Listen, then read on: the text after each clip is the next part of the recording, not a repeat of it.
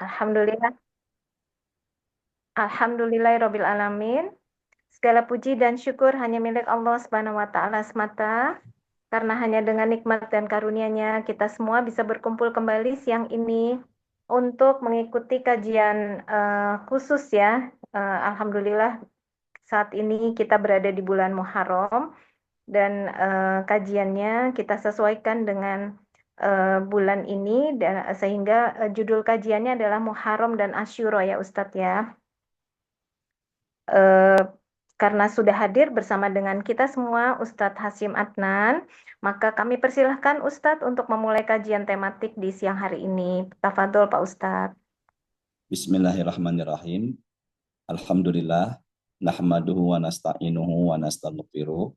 Wa na'udzu billahi min syururi anfusina wa min sayyiati a'malina. May yahdihillahu fala mudhillalah wa may yudlil fala hadiyalah. Asyhadu an la ilaha illallah wahdahu la syarikalah wa asyhadu anna sayyidana Muhammadan abduhu wa rasuluh. Allahumma shalli wa sallim ala sayyidina Muhammadin walhamdulillahi rabbil alamin. Kita awali dengan kitab suratul Fatihah. Semoga dengan wasilah Fatihah Allah berikan kita kemudahan menerima ilmu dan berharap ilmu yang insya Allah kita dapatkan ini bermanfaat buat kita dunia dan akhirat kita. Al-hadhihi niyah al-Fatihah. A'udzu billahi minasyaitonir rajim. Bismillahirrahmanirrahim. Alhamdulillahi rabbil alamin arrahmanir rahim maliki yaumiddin. Iyyaka na'budu wa iyyaka nasta'in ihdinas siratal mustaqim siratal ladzina an'amta 'alaihim ghairil maghdubi 'alaihim waladdallin. Amin ya rabbal alamin. Pada hari ini kita sudah masuk bulan Muharram di tanggal ke-6 Muharram. Muharram itu adalah satu dari 4 bulan yang Allah haramkan. Bisa buka Quran di surat ke-9, nama suratnya At-Taubah di ayat yang ke-36. Suratnya At-Taubah ayatnya 36. Di situ Allah berfirman, A'udzu billahi minasyaitonir rajim. Bismillahirrahmanirrahim. Inna iddatas syuhuri indallahi isna asyara syahran fi kitabillahi yauma khalaqas samawati wal ard minha arba'atun hurum. Sesungguhnya jumlah bilangan bulan-bulan di sisi Allah itu jumlahnya ada 12 bulan. Yang menamakan adalah Arab Jahiliyah. Dulu biasanya disesuaikan dengan cuaca atau disesuaikan dengan kondisi. Muharram, Safar, Rabiul Awal, Rabiul Akhir, Jumadil Awal, Jumadil Akhir, Rajab, Sya'ban, Ramadan, Syawal, Zulqaidah, dan yang terakhir adalah Zulhijjah. Nah, di Quran yang barusan saya bacakan dikatakan dari 12 bulan itu arba'atun hurum. Ada 4 bulan yang Allah haramkan. Nah, 4 bulan yang Allah haramkan ini nama-namanya tertulis dalam sabda Rasulullah, yaitu bulan Zulqa'dah, bulan Zulhijjah, bulan Muharram, dan yang terakhir bulan Rajab. Kalau sesuai dengan urutannya adalah bulan ke-11, bulan ke-12, bulan pertama, dan yang terakhir adalah bulan yang ke-7. Sampai di sini bisa dipahami Ibu semuanya? Bulan ke-11, bulan ke-12, bulan ke-1, dan terakhir bulan ke-7. Ini laptop saya kok tiba-tiba minta email dan sebagainya. Biasanya di Zoom-nya lebih nyaman di laptop, jadi ini saya pakai handphone ya. Dah, kita teruskan lagi. Bulan 4 ini disebut bulan yang 4 ini Zulqaidah, Zulhijjah, Muharram, dan Rajab adalah bulan haram. Kalau pendapatnya Ibnu Abbas atau Abdullah bin Abbas dan juga pendapatnya Abdullah bin Mas'ud, Juga banyak ulama berpendapat yang beribadah di 4 bulan haram ini pahalanya Allah lipat gandakan. Dan yang berbuat kezaliman atau dosa di 4 bulan ini pun dosanya Allah lipat gandakan. Jadi ibu semua yang hadir pada siang ini, berarti kalau kita melihat dari banyak pendapat ulama dan para sahabat Nabi, maka hadirnya kita kajian pada siang hari ini, insya Allah pahalanya beda ya. Insya Allah pahalanya Allah lipat gandakan ketimbang bulan-bulan yang lainnya. Ibu semuanya bisa dipahami ya, semua ya. Nah, Ya. sekarang ini adalah bulan Muharramnya masuknya di hari yang ke-6. Ya, hari yang ke-6. Karena hari Jumat kemarin kita sudah masuk tanggal 1 Muharram. Jumat, Sabtu, Ahad atau Minggu, Senin, Selasa, Rabu, Kamis. Nah, sekarang tanggal Rabu 6. Sekarang tanggal 6 Muharram. Nah, berarti Kamis tanggal 7, Jumatnya tanggal 8, Sabtunya tanggal 9, dan tanggal 10-nya itu jatuh pada hari Ahad atau Minggu. Maka hari Minggu itu sudah masuk tanggal 10 Muharram. Ada perintah puasa, bukan perintah, ada sunnah untuk dikerjakan di 10 Muharram, yaitu puasa sunnah di tanggal 10 Muharram. Rasul mengatakan, siyamu yaumi Asyura, puasa di tanggal 10 Muharram atau bertepatan dengan hari Ahad atau hari Minggu, itu Rasul mengatakan yukafir sanatal madiyah. Dosa-dosanya diampuni setahun masa lalu. Jadi kalau begitu, orang yang berpuasa di hari Ahad atau di hari Minggu, insya Allah dosa-dosanya diampuni oleh Allah setahun yang lalu. Karena ini adalah puasa, namanya puasa Asyura, yaitu puasa di tanggal 10 Muharram. Asyura. Nah, ketika Nabi Muhammad SAW telah tiba di kota Madinah, ternyata penduduk Madinah pun banyak yang mengerjakan puasa. Puasa di 10 Muharram, yaitu orang-orang Yahudi Madinah. Jadi orang Yahudi kala itu di zaman Rasulullah itu juga berpuasa di tanggal 10 Muharram. Ketika Nabi Muhammad bertanya, ternyata mereka menjawab, najallahu Musa wa gharraqa Fir'aun. Karena pada tanggal 10 Muharram ini Allah selamatkan Nabi Musa dan Allah tenggelamkan Fir'aun. Jadi mereka orang Yahudi berkeyakinan 10 Muharram itu adalah hari di mana Allah selamatkan Nabi Musa dan Allah tenggelamkan Fir'aun. Jadi mereka pun berpuasa. Sebenarnya yang berhak mengikuti Nabi Musa adalah kita sebagai umatnya Rasulullah. Maka Nabi mengatakan, la in baqitu la sumanna atasi. Kalau aku hidup sampai tahun yang akan datang, maka aku akan berpuasa sehari sebelumnya, yaitu hari yang ke-9. Maka saya sarankan kalau kita mengerjakan puasa Muharram ini, baiknya 2 hari, yaitu hari yang ke-9 dan juga hari yang ke-10 atau 9-10 Muharram.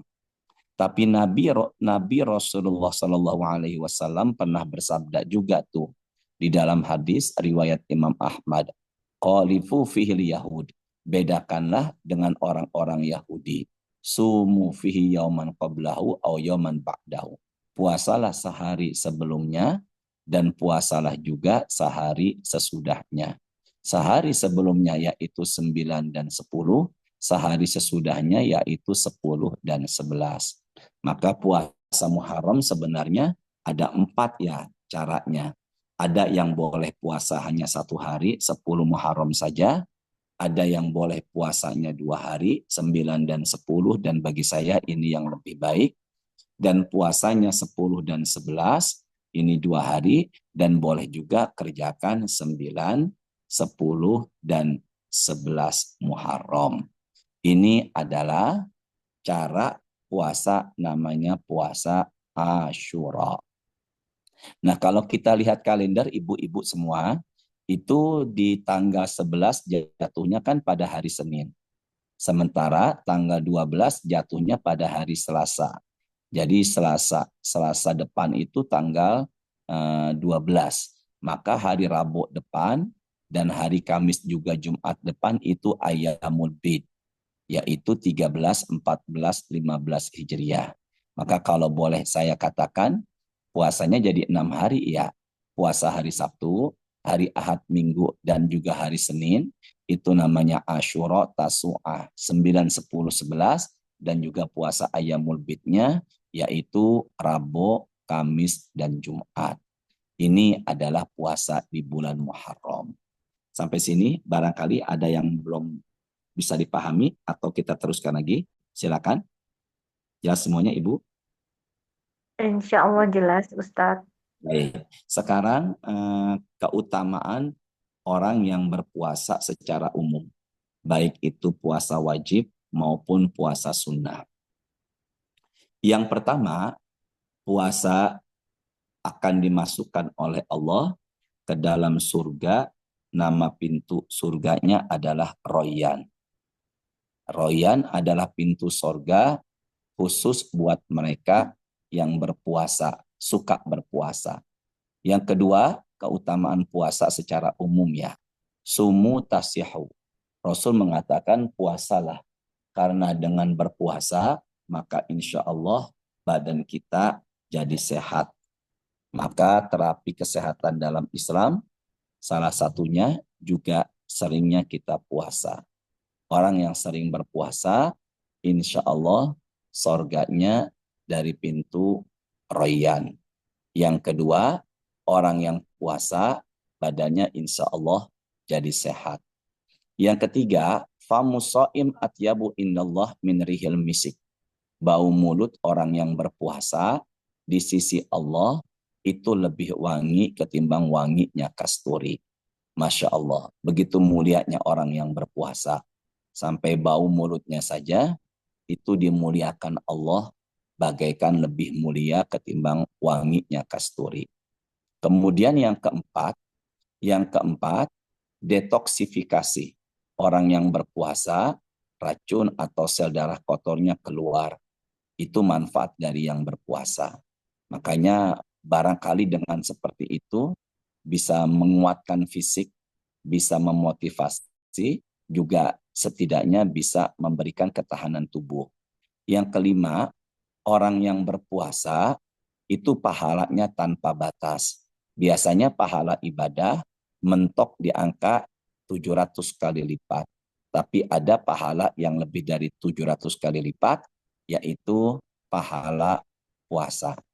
Yang keenam, orang yang berpuasa itu dijanjikan oleh Rasulullah, puasa akan menjadi syafaat di hari kiamat. Apa itu syafaat? Yaitu panasnya matahari padang mahsyar, maka dia tidak merasakan. Maka dia mendapatkan naungan Allah dari panasnya matahari padang mahsyar. Itu namanya adalah syafaat untuk orang yang berpuasa. Yang ketujuh, orang yang berpuasa ketika sedang berpuasa lalu meninggal dengan izin Allah, maka sebenarnya dikala dia meninggal itu dakhalal jannah, dijanjikan masuk surga. Meninggal dalam keadaan berpuasa, dijanjikan Allah masuk ke dalam surga. Dan kemudian yang kedelapan, orang yang berpuasa itu bisa meredam syahwat. Maka Nabi mengatakan, ya ma'syarus syabab, wahai para pemuda, man istata'a minkumul ba'ata falyatazawwaj. Jika salah seorang di antara kalian ingin menikah, maka menikahlah. Tapi jika tidak mampu untuk menikah, syahwatnya barangkali besar, tidak terkendali atau susah mengendalikannya, solusinya adalah dengan puasa. Nomor kesembilan, orang yang berpuasa, maka insya Allah dia bisa meredam emosi. Lebih karakternya penyabar ketimbang orang-orang yang tidak berpuasa. Yang kesepuluh, orang yang berpuasa, apa yang terjadi? Pahala puasanya itu tidak bisa diambil atau dicuri seiring kezalimannya. Biasanya pahala kita itu bisa diambil orang di hari kiamat. Ketika hari hisab, pahala kita bisa di-offer kepada orang lain. Seiring dosa atau kezaliman kita sama orang lain. Pahala sholat bisa diambil tuh, bisa dikurangi. Pahala sedekah, pahala baca Quran. Tapi dalam hadis kursi dikatakan illa saum fa innahu li wa anna ajzi bihi. Kecuali pahala puasa itu milik Allah dan Allah balas sesuai kehendaknya. Artinya tanpa batas dan itu tidak bisa diambil atau dicuri sama orang lain. Kemudian orang yang berpuasa yang ke-11 umumnya ingatannya kuat, maka menjauhkan penyakit pikun. Makanya orang-orang yang suka berpuasa, insya Allah, hafalannya lebih mudah ketimbang orang-orang yang tidak berpuasa. Dan orang-orang yang berpuasa, maka insya Allah dia akan disertai atau didekati oleh para malaikatnya Allah. Itu Ibu, maka semangat yuk kita sama-sama berpuasa untuk meraih kemuliaan kita, apalagi sekarang ini berada di bulan Muharram.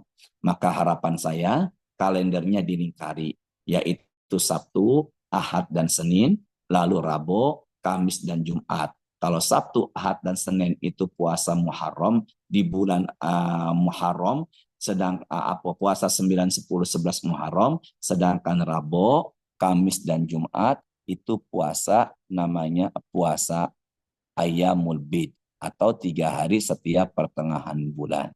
Semoga dengan pembahasan ini kita semakin termotivasi untuk berpuasa. Karena puasa inilah yang membuat kita semakin nambah dekatnya kepada Allah Subhanahu wa Ta'ala. Dah Ibu, dari puasa ini ada yang ingin tanya? Tidak. Silahkan yang ingin bertanya, ibu-ibu atau Saya sambil bapak-bapak. kita ngomongin sebentar ya.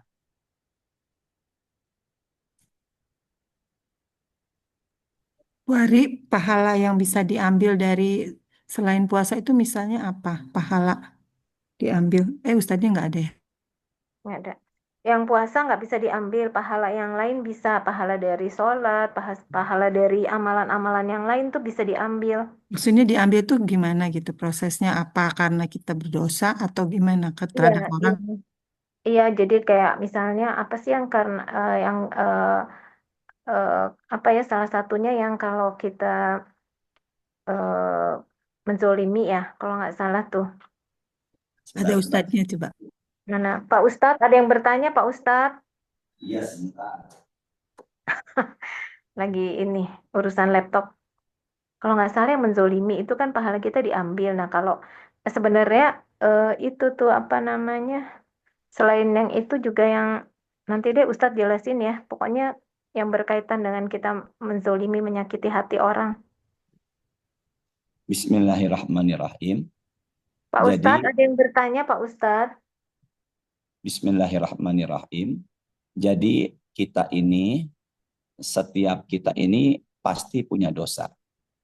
Setiap kita ini pasti punya dosa. Dan itu nggak ada manusia tidak berdosa kecuali maksum, yang disebut maksum adalah Rasulullah Sallallahu Alaihi Wasallam. Pahala setiap kebaikan itu bisa hilang dengan sendirinya. Pahala kebaikan bisa hilang dengan sendirinya. Ya, jadi ketika kita hadir ke majelis ini kan kita dapat pahala nih. Pahalanya berapa? 10 kali lipat sampai 700 kali lipat. Dan ini ada di Quran, surat ke-6 ayat 160. Tapi pahala pengajian kita yang barangkali di angka 700 kali lipat, itu na'udzubillah bisa dikurangi seiring kita menzolimi atau menjahati orang lain. Adapun gimana cara pengurangannya hanya Allah. Yang jelas, pahala kita ini bisa diberikan kepada orang lain karena kezoliman kita. Maka kalau gitu gimana hitung-hitungannya? Hanya Allah yang mengetahui cara mengambil dan menghitungnya. Kita hanya dijelaskan akan diambil. Nah, setelah itu apabila kebaikan-kebaikan kita ini sudah habis tapi dosa dan kezolimannya masih ada, apa yang terjadi? Maka dosanya orang yang kita jahati atau yang kita zolimi akan diberikan kepada kita. Pertama, pahala kita na'udzubillah dikasih ke orang, tapi masih ada dosa kita sama orang, maka kezoliman orang dosanya orang dilemparkan kepada kita. Nah, tapi ada loh amal ibadah yang pahalanya tidak bisa dikasih orang. Ada loh amal ibadah yang pahalanya nggak bisa diberikan oleh orang. Nah, makanya ada pendapat ulama mengatakan illa saum fa innahu li. Kecuali pahala puasa itu hanyalah milik Allah. Nah, hanya milik Allah inilah ulama mengatakan tidak bisa diambil, tidak bisa dicuri, tidak bisa diberikan kepada orang lain di hari kiamat. Itu maksudnya, Ibu. Ya, Gimana Bu Asti? Udah jelas? sudah jelas Ustadz. Cuman untuk menghindari supaya tidak diambil pahala kita gimana Ustadz? Untuk menghindari biar pahala kita enggak diambil, maka jagalah ucapan kita, jagalah perbuatan kita. Karena setiap gerak-gerik kita ini itu pasti ada yang mencatatnya. Makanya kita diperintahkan untuk bagaimana caranya Ustadz, maka caranya jaga diri kita, jaga pandangan, jaga lisan, jaga ucapan terutama yang berat ini. Karena ketika kita memarahi, menzolimi orang lain, maka itu kalau seandainya orang lain enggak sesuai dengan apa yang kita katakan, maka pahala enggak mustahil ke sana. Nah, bagaimana caranya Ustadz? Makanya perbanyak istighfar dan perbanyaklah amal soleh. Karena amal soleh inilah yang menggugurkan dosa. Suratnya ke-11 ayatnya 114. Namanya Hud. Innal hasanati yudhibna sayyiat. Perbanyaklah kebaikan, karena kebaikan-kebaikan itu bisa menghapus dosa-dosa atau kesalahan-kesalahan. Jadi ibu penanya, perbanyak istighfar. Perbanyaklah kebaikan-kebaikan, karena itu yang menutupi kekurangan-kekurangan atau dosa. Kalau boleh saya tambahkan, yaitu perbanyaklah amalan-amalan sunnah. Perbanyaklah amalan-amalan apa tadi? Sunnah. Karena amalan sunnah inilah yang membuat menutupi kekurangan-kekurangan yang kita kerjakan. Silakan, ada lagi. Terima kasih Ustadz. Ya, silakan, ada lagi. Silahkan, ada yang mau bertanya? Bu Yeti, silahkan. Ya, Pak Ustadz, mohon izin bertanya. Ya. Puasa itu kan ya apa namanya, ada yang disukai Allah itu kan katanya ada puasa Daud ya Pak Ustadz ya. Nah, yang saya tanyakan di sini, kalau kita tidak puasa Daud, kita hanya menjalankan puasa Senin Kamis atau Yaumul Bid, apakah keutamaan puasa yang juga kita dapatkan seperti pahala tambah batas itu apakah juga bisa kita dapatkan Pak Ustadz? Terima kasih. Baik. Bismillahirrahmanirrahim.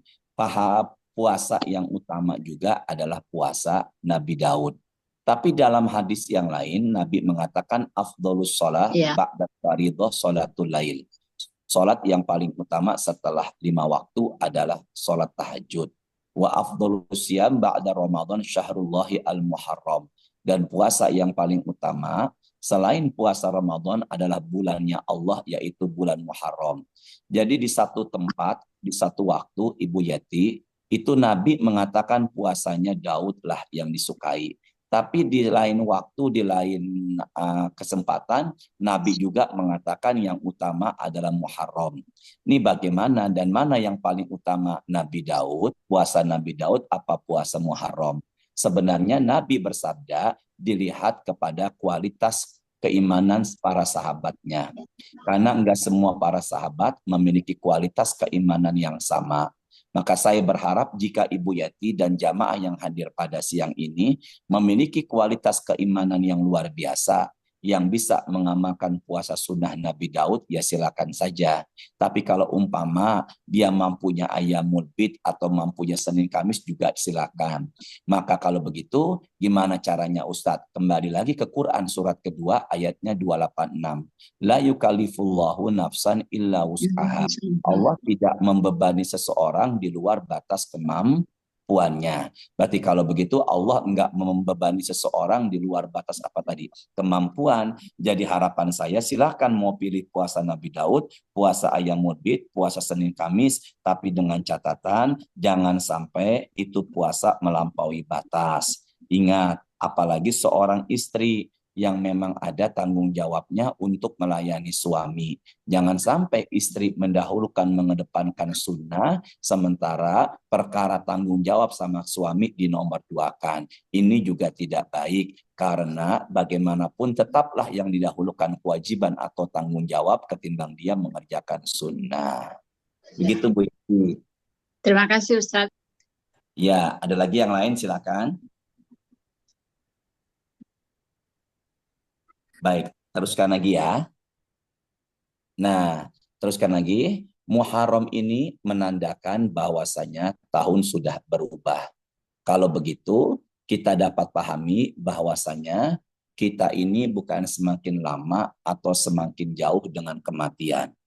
Tahun baru Hijriah ini adalah bulan Muharram. Maka Muharram ini kedudukannya adalah seperti Januari dalam kalender Masehi. Maka dari itu sebenarnya kita bukan semakin muda, perlahan kita semakin tua. Kita buka Quran suratnya 30. Suratnya berapa tadi? 30. Nama suratnya Rum. Ayatnya 54. Allahul ladzi khalaqakum min dha'fin, thumma ja'ala min ba'di dha'fin quwwah, thumma ja'ala min ba'di quwwatin dha'fan wa syaibah, yakhluqu ma yasha' wa huwal alimul qadir. Allah lah yang telah menciptakan manusia dalam keadaan lemah. Kemudian Allah pula yang menjadikannya setelah lemah itu kuat. Kemudian dijadikan setelah kuat adalah lemah, kemudian beruban. Lemah yang pertama masih baik. Setelah itu remaja dia kuat. Kemudian lemah lagi menandakan dia sudah tua. Dan lalu tumbuhlah uban. Maka uban ini sebenarnya adalah pengingat kalau kita ini akan mendekati ajal. Maka Allah tidak semena-mena sebenarnya mengambil ajal kita. Maka diberikanlah peringatan melalui uban. Dari sinilah kita bisa pahami, ternyata tahun baru Hijriah ini menandakan kita semakin dekat dengan kematian. Maka alam barzah bukan semakin jauh. Maka bagaimana caranya Ustadz? Yang pertama adalah kita ibadah jangan berjalan di tempat. Artinya adalah kita ibadah jangan stuck, tapi ibadah kita adalah penuh dengan dinamis. Gimana caranya? Yang pertama, berdoalah kepada Allah. Karena kita bisa istiqomah dalam ibadah itu karena pertolongan Allah. Ada nggak doanya? Ada. Allahumma a'inna ala dzikrika wa syukrika wa husni ibadatik. Allahumma a'inna ala dzikrika wa syukrika wa husni ibadatik. Ya Allah, tolonglah aku dalam berzikir kepada Engkau. Wa syukrika, dan juga mensyukuri nikmat Engkau. Wa husni ibadatik, dan juga berbuat baik atau beribadah yang baik kepada Engkau. Jadi tolong doa ini dihafalkan. Ada yang sudah hafal di antara jamaah yang hadir pada siang ini? Itu doa yang bisa. Sudah, coba sebutkan gimana baca ya. Bismillahirrahmanirrahim. Allahumma a'inna ala dzikrika wa syukrika wa husni ibadatik. Masya Allah, siapa tuh barusan tuh? Saya Bu Ani, Pak. Masya Allah, ada Ustazah Ani di sini. Masya Allah ya. Allahumma a'inna ala dzikrika wa syukrika wa husni ibadatik. Itu adalah doa biar kita tetap istiqomah, tetap semangat dalam ibadah. Tapi kalau dalam Quran ada lagi, suratnya ketiga ayat 8. Rabbana la tuzigh qulubana ba'da idh hadaitana wa hab lana min ladunka rahmah innaka antal wahhab. Ya Allah, jangan Engkau sesatkan hatiku setelah Engkau memberikan hidayah. Dan kemudian anugerahkanlah kami rahmat dari sisi Engkau. Rabbana la tuzigh qulubana ba'da idh hadaitana wa hab lana min ladunka rahmah innaka antal wahhab. Itu adalah doa biar kita tuh imannya nambah terus. Maaf, imannya itu enggak semakin datar, enggak semakin berkurang, tambah semangat.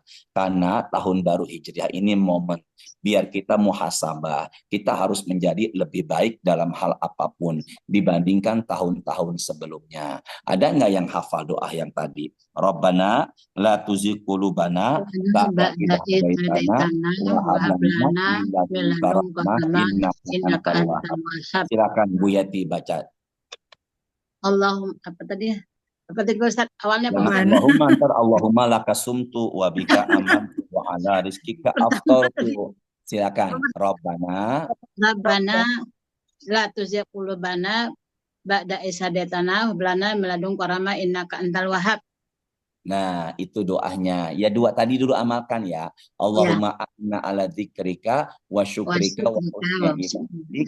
Yang kedua, Rabbana la tuzigh qulubana ba'da idh hadaitana wa hab lana min ladunka rahmah innaka antal wahhab. Nah, sekarang ini ada nggak di handphone ibu itu atau di Qur'annya surat keempat ayatnya 28? Keberapa tadi suratnya tadi? Keberapa suratnya? Surat 4 ayat 28. Iya, tolong terjemahkan dah. Surat keempat, Anisa ya Ustadz? Ya, tolong terjemahkan ya. Iya, ayat ke-8. Iya. A'udzubillahi minasyaitonirrajim. Bismillahirrahmanirrahim. Dan apabila sewaktu pembagian itu hadir beberapa kerabat, anak-anak yatim, dan orang-orang miskin, maka berilah mereka dari harta itu sekadarnya, dan ucapkanlah kepada mereka perkataan yang baik. Itu surat berapa? 28 harusnya kan Ustaz, ayatnya 28 Ari. Surat keempat ayat 28. Ayatnya Ayatnya ampun. 28. Iya. Surat keempat ayat 28. Allah hendak memberikan keringanan kepadamu karena manusia diciptakan bersifat lemah. Ya, berarti tolong dicatat dong. Manusia itu bersifat apa tadi? Lemah. Ya, manusia itu bersifat lemah. Ya, manusia itu diciptakan dalam keadaan apa tadi? Lemah.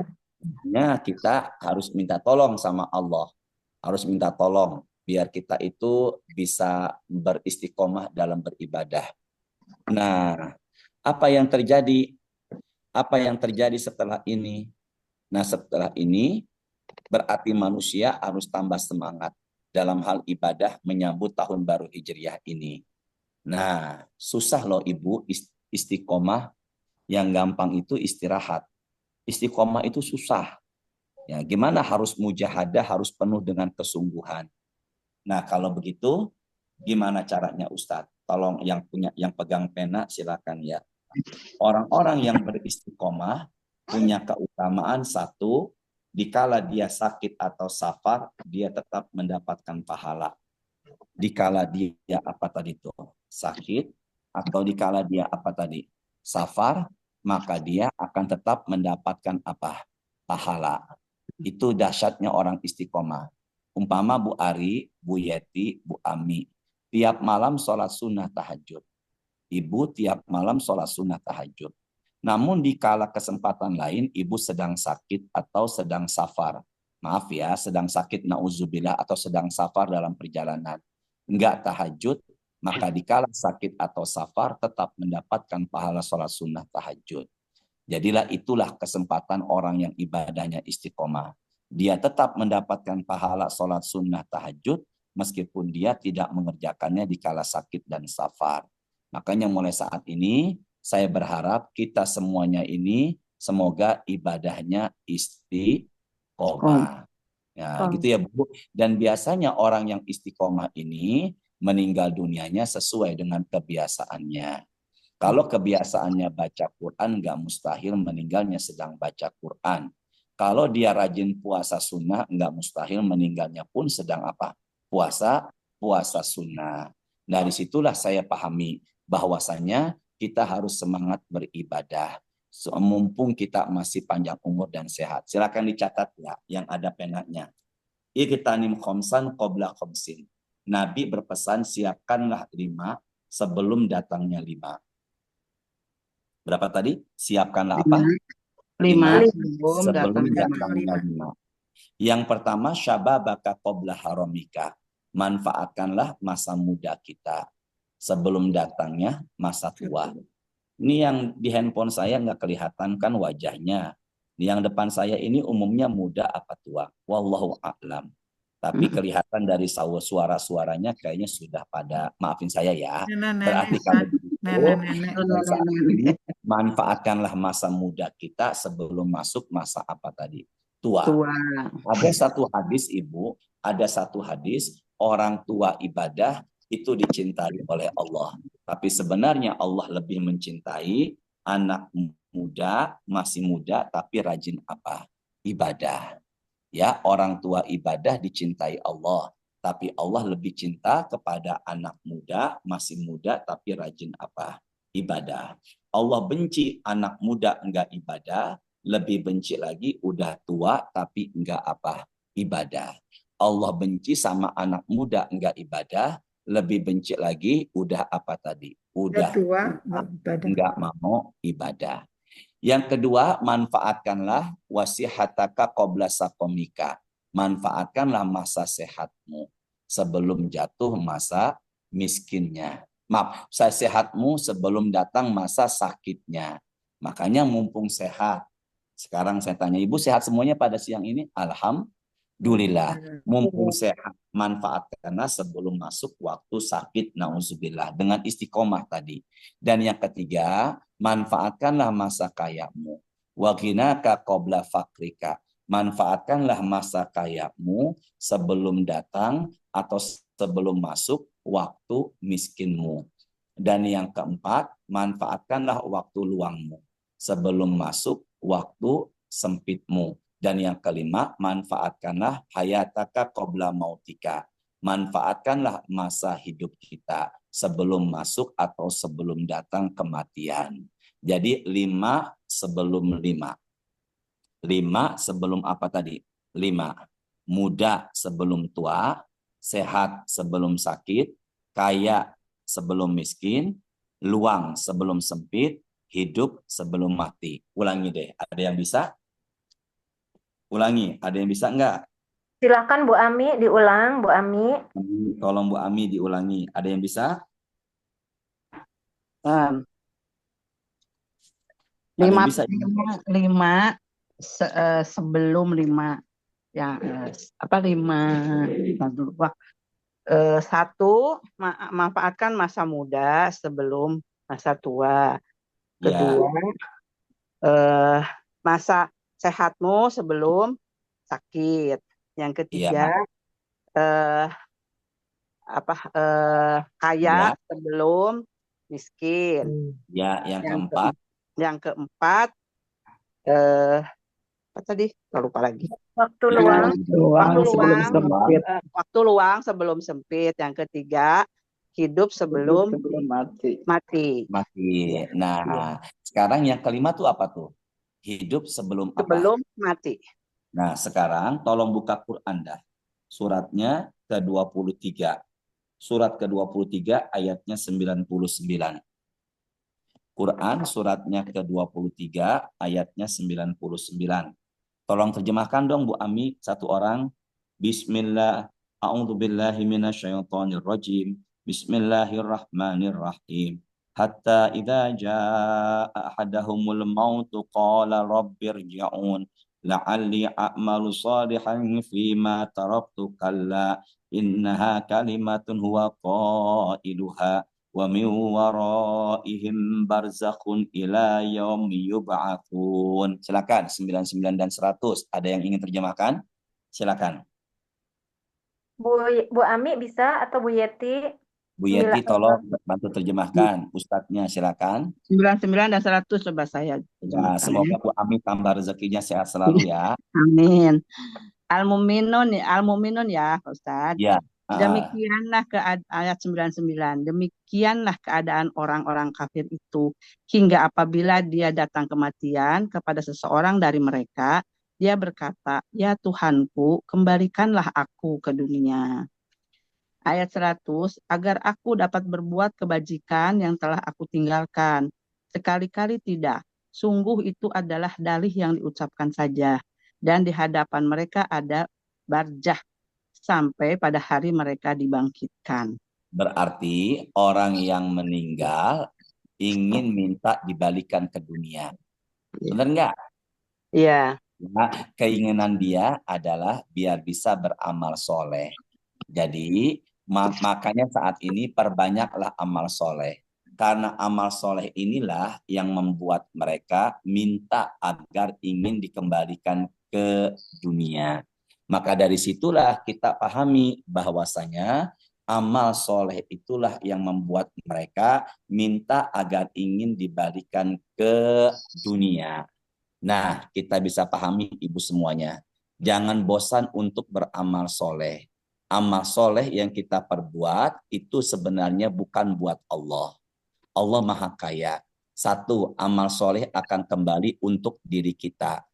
Amal soleh akan kembali untuk diri kita. Yang kedua, amal soleh dalam Quran surat ke-11 ayat 114, amal soleh itu bisa menghapuskan dosa atau kesalahan kita. Dan yang ketiga, orang yang beramal soleh bukan hanya kita dihapuskan dosa dan kembali buat kita, maka amal soleh itulah yang membuat kita di surga karena berat timbangannya dengan beramal soleh ini. Makanya mulai saat ini penyesalan orang yang akan meninggal atau yang sedang meninggal atau yang sudah meninggal dunia adalah ingin beramal soleh.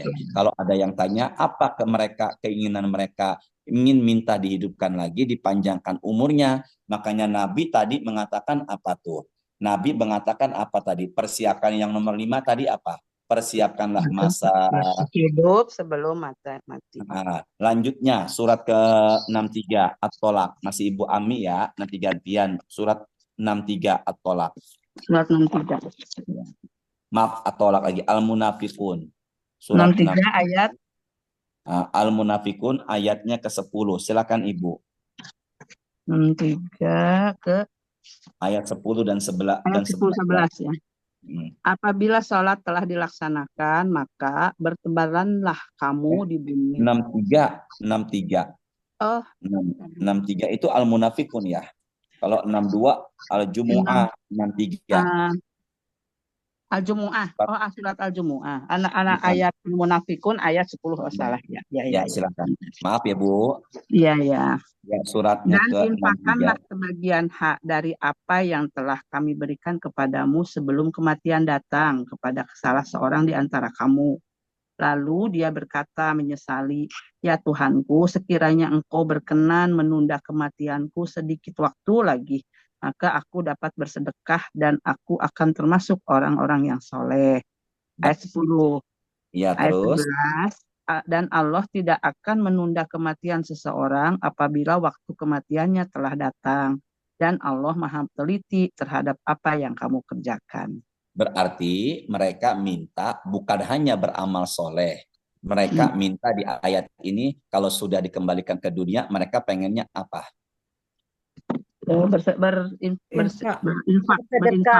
Bersedekah.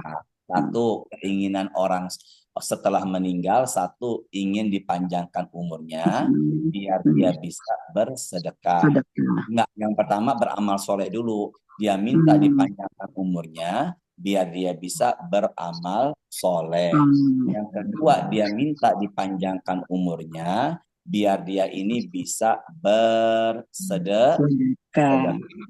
Dari situlah saya bisa pahami dua hal inilah yang menjadi keinginan mereka ketika mereka sudah meninggal dunia. Makanya mulai saat ini hijrah yuk dari yang tidak baik menjadi baik. Ada pendapat ini bukan hadis, tapi ini perkataan Ali bin Abi Thalib.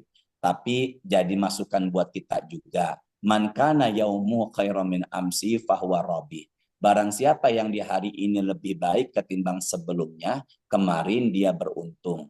Waman kana yaumuhu mithla amsi fahuwa maqbun. Barang siapa yang hari ini sama dengan kemarin dia merugi. Waman kana yaumuhu barang siapa yang hari ini lebih buruk ketimbang hari kemarin, maka dia terlaknat. 3 ya. Saya ulangin ya. Barang siapa yang hari ini lebih baik ketimbang kemarin, maka dia beruntung. Barang siapa yang hari ini sama dengan kemarin, maka dia merugi. Dan barang siapa yang hari ini lebih buruk ketimbang hari kemarin, maka dia terlaknat. Dari situlah kita harus hijrah menuju ke arah lebih baik lagi.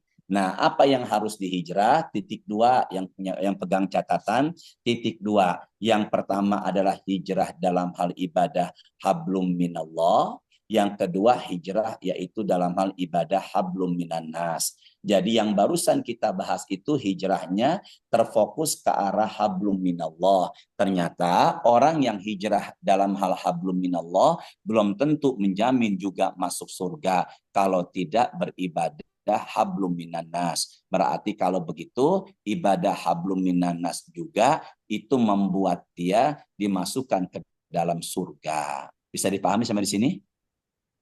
Jelas semuanya? Insya Allah, insya Allah. Nah, sekarang buka dah Quran surat yang sama Al-Mu'minun tadi 23. 23. Bu Yeti ada Bu Yeti gantian, Bu Yeti 23. Bu Yeti 23. Ayat Suratnya 23. Nah, Ayat berapa? suratnya 23, ayatnya 96. Silakan Bu Yeti diterjemahkan. Ya, 96. Ayat pertama, tolaklah perbuatan buruk mereka dengan cara yang lebih baik. Kami lebih mengetahui apa yang mereka sifatkan. Tolong ulangi yang pertama. Ya, tolaklah perbuatan buruk mereka dengan cara yang lebih baik. Kami Sebentar, Bu lebih Yeti. mengetahui apa yang mereka sifatkan. Ya, Berarti di ayat ini kita disuruh membalas ketidakbaikan dengan kebaikan. Benar nggak? Ya, betul. ya, Tolaklah keburukan dengan kebaikan. Benar nggak ini? Betul. Ya, berarti benar. saat ini susah Bu, orang nggak baik kita baikin. Makanya pahala itu tanpa batas. Orang baik kita maafkan dan kita baikin. Orang baik kita maafkan dan kita baikin. Maka pahalanya tanpa batas. Masya Allah. Maka amalan yang bisa meraih pahala tanpa batas adalah orang nggak baik tapi kita baikin.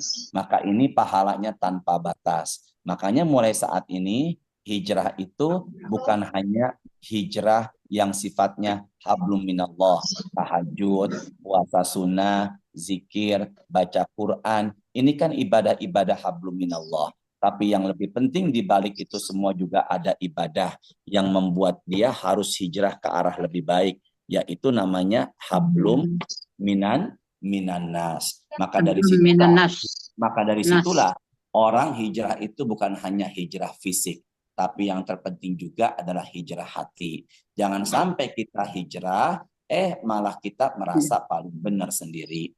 Ada satu kisah dalam hadis riwayat Imam At-Tirmidzi. 2 orang ini, yang satu ahli maksiat, yang satu ahli ibadah. Orang yang berbuat maksiat selalu diingati oleh orang yang rajin ibadah. Tiba-tiba orang yang ahli maksiat sedang beramal tidak baik. Diingati, apa jawabannya? Hentikanlah, karena engkau diutus bukan untuk mengawasiku. Setelah itu orang yang ahli ibadah mengatakan kepada saudaranya yang ahli maksiat, dosamu enggak diampuni dan engkau akan masuk neraka. Gimana tadi? Dosamu tidak diampuni dan engkau akan masuk apa tadi? Neraka. Nah, tolong dicatat deh yang punya catatan. Orang yang kedua mengatakan ketika mengingati saudaranya yang maksiat, hentikanlah, dosamu tidak diampuni dan engkau akan masuk neraka. Jelas nggak? Dosamu apa tadi? Tidak diampuni dan engkau masuk neraka. Nah, dari situlah kita bisa pahami ternyata ucapan ini tanpa disadari menjerumuskannya ke dalam neraka. Yang satu, kenapa dia mengatakan bahwasannya dosanya enggak diampuni, seakan-akan dia telah menutup kasih sayangnya Allah atau rahmatnya Allah. Yang kedua, Dia mengatakan seperti itu. Kenapa dia mengatakan seperti itu? Karena dari situlah kita mulai bisa pahami. Ternyata dia telah mempersempit luasnya rahmat Allah. Dan dia mengatakan engkau akan masuk ke dalam neraka. Makanya kita dalam bernasihat atau menasehati harus jaga lisan juga. Jangan merasa kita paling benar sendiri dan semua orang salah di hadapan kita. Maka kalau ada orang bermaksiat di hadapan kita, jangan langsung memvonis engkau dosanya enggak diampuni akan masuk neraka. Bisa jadi setelah itu dia bertobat, dosanya diampuni, tapi ucapan kita. Karena Allah tidak melihat masa lalu kita. Benar apa enggak? Iya, iya. Ada yang pernah Ustaz. dengar enggak ada orang membunuh 99 orang? Pernah dengar? Iya, pernah dengar. Orang yang telah membunuh 99 orang ingin taubat. Lalu kemudian si rohib atau pendeta dalam hadis mengatakan tobatmu enggak diterima. Akhirnya dibunuh lagi. Jadi berapa tuh orang membunuhnya? 100 orang. Benar enggak? Ya. Iya, Pernah dengar enggak kita itu? Iya, pernah. Akhirnya dia hijrah menuju ke arah yang lebih baik. Di tengah jalan maka dia mengatakan kepada ulama. Maka kata ulama, dosamu diampuni tapi engkau harus hijrah. Maka orang yang sudah membunuh berapa orang tadi itu? 100. Maka orang yang sudah membunuh 100 orang akhirnya hijrah menuju ke tempat yang baik yang dia tuju. Apa setelah itu? Ternyata di tengah jalan qadarullah dia meninggal dunia. Maka terjadilah perbedaan pendapat di kalangan dua malaikat. Kata malaikat azab dia penghuni neraka karena sudah membunuh berapa orang? 100 orang. Dan kata malaikat rahmat dia penghuni sorga karena niatnya untuk apa? Hijrah. Nah, apa setelah itu? Kisu hazal ardo. Ukurlah bumi mana yang lebih dekat. Maka dengan izin Allah, akhirnya bumi diukur menuju tempat yang dia tuju yang lebih dekat. Maka akhirnya dia meninggal dunianya husnul khotimah. Padahal tadi dia sudah membunuh berapa orang? 100 orang. Dari situlah saya dan kita mulai pahami. Ternyata Allah tidak melihat masa lalu juga. Makanya sering kita dengar lebih baik mantan preman, sering kita dengar lebih baik mantan preman ketimbang mantan ulama. Ya, apa jangan gak enak sama saya biasa aja. Lebih baik mantan preman ketimbang mantan siapa? Mantan ustadz. Mantan orang baik ya. Jadi dari situlah makanya mulai saat ini jaga hati ya. Jangan sembarang memvonis sesuatu yang tidak baik. Belum tentu itu yang terbaik. Dah, ada yang tanya enggak? Silakan. Mau tanya Pak Ustadz? Ya, silakan.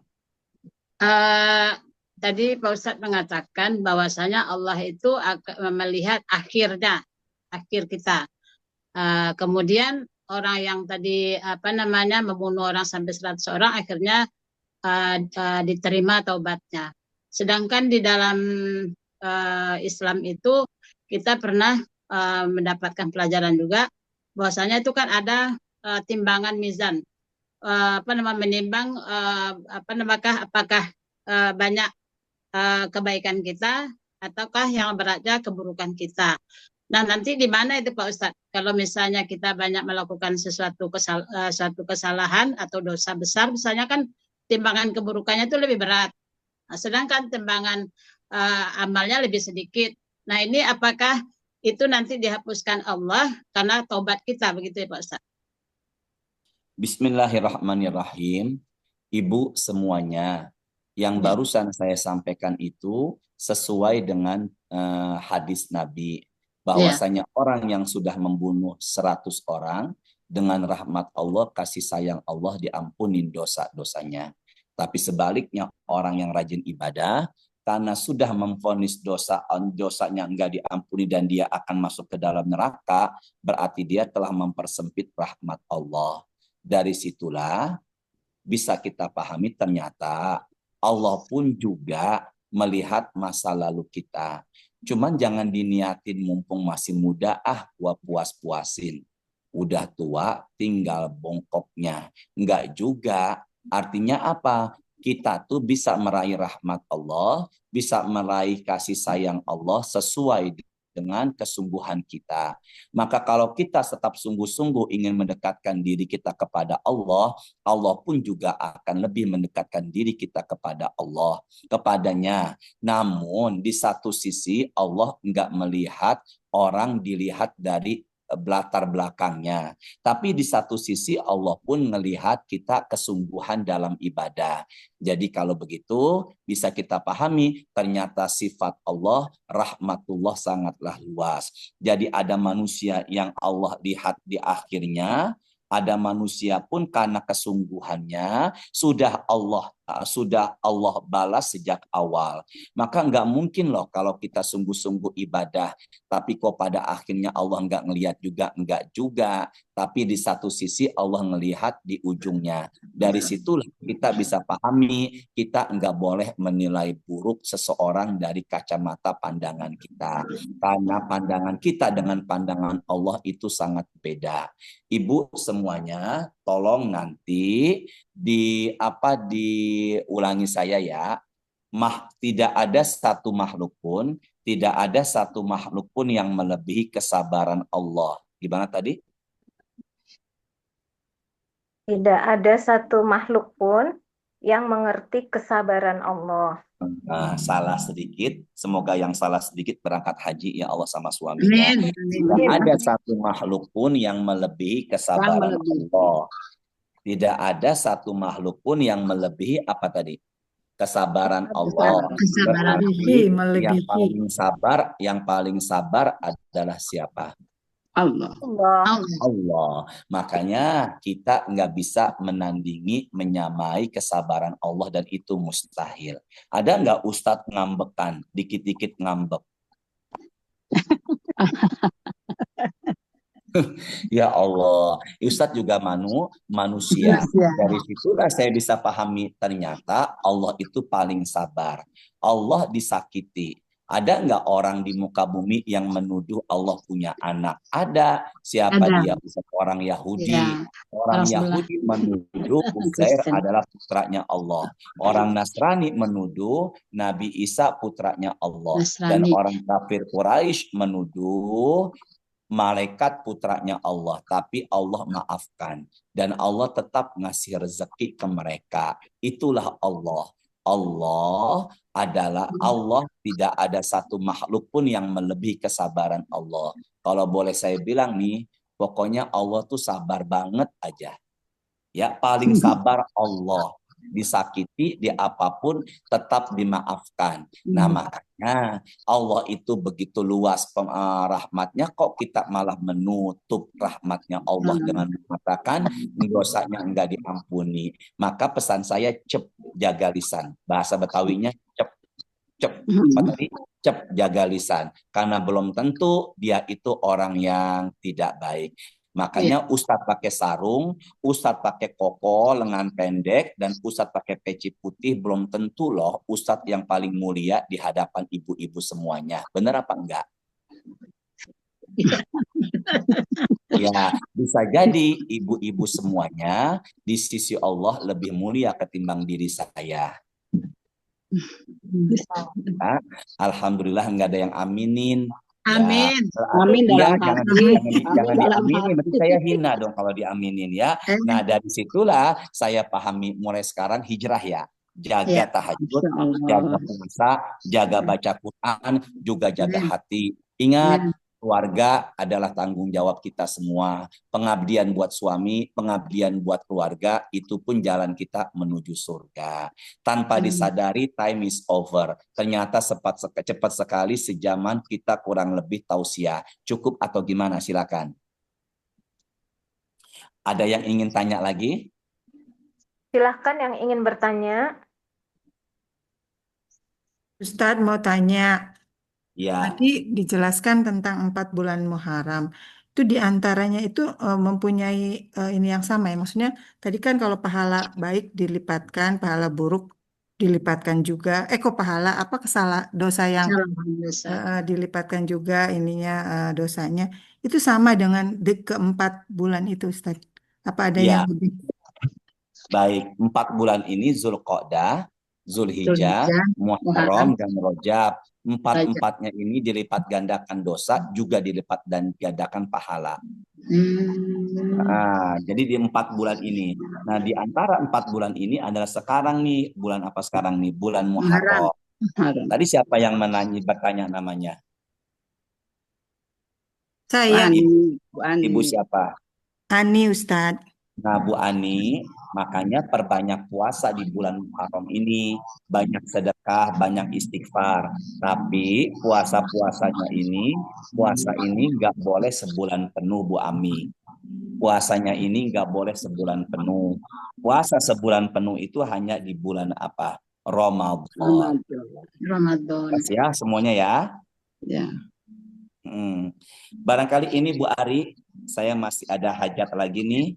Masih harus ada yang ditunggu, nggak apa-apa ya. Nanti kapan-kapan kita teruskan lagi ya. Ya. Baik, kalau gitu ditutup dengan doa ya Ustadz. Baik, ya. Tadi ini maaf saya biasa pakai laptop lebih nyaman. Ternyata saya sendiri, kebetulan my wife sedang di luar. Jadi biasanya yang utak-atik tuh my wife. You know my wife? I know. Ya, my wife itu artinya bini. Tadi sebelum saya ini ada salam dari my wife. You know my wife artinya bini ya. Semoga sehat selalu. Semangat ibadah. Jangan lupa besok puasa sunnah hari Kamis, lusa 9 dan 10. Subhanakallahumma wa bihamdika asyhadu an la ilaha illa anta astaghfiruka wa atubu ilaik. Rabbana taqabbal minna innaka antas samiul alim wa tub alaina innaka antas tawwabur rahim. Allahumma inna nas'aluka ilman nafi'an wa rizqan thayyiban wa amalan mutaqabbala. Allahumma rizqna rizqan halalan thayyiba. Allahumma sholli wa sallim ala sayyidina Muhammadin walhamdulillah. Ibu Ari, nggak semudah ini saya meninggalkan ruangan, saya pengen tes dulu apa yang udah saya sampaikan.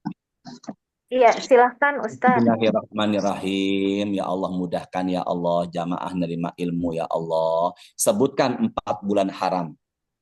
Zulqa'dah, Zulhijjah, Muharram, Rajab. Masya Allah, Masya Allah. Kemudian, tolong fokus ya. Orang yang berpuasa 1 hari di tanggal 10 Muharram, apa yang dijanjikan oleh Rasulullah? Maka akan dimasukkan ke dalam surga. Bukan. Diampuni tahun dosanya diampuni 1 tahun yang lalu. 1 tahun yang lalu. Alhamdulillah. Ada pintu sorga buat orang yang puasa. Namanya pintu sorga apa? Royan. Oh, alhamdulillah, semoga barokah ya Allah. Dan terakhir, mudahkan jamaah menerima ilmu ya Allah, mudahkan ya Allah. Apa keinginan orang yang sudah meninggal dunia? 2. Keinginan orang yang sudah beramal soleh.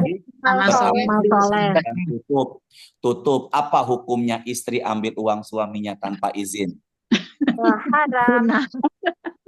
Sunnah ya Allah. Pamit ya. Salam buat suami. Terima kasih Ustaz. Terima kasih Mas. Assalamualaikum warahmatullahi wabarakatuh. Waalaikumsalam warahmatullahi wabarakatuh.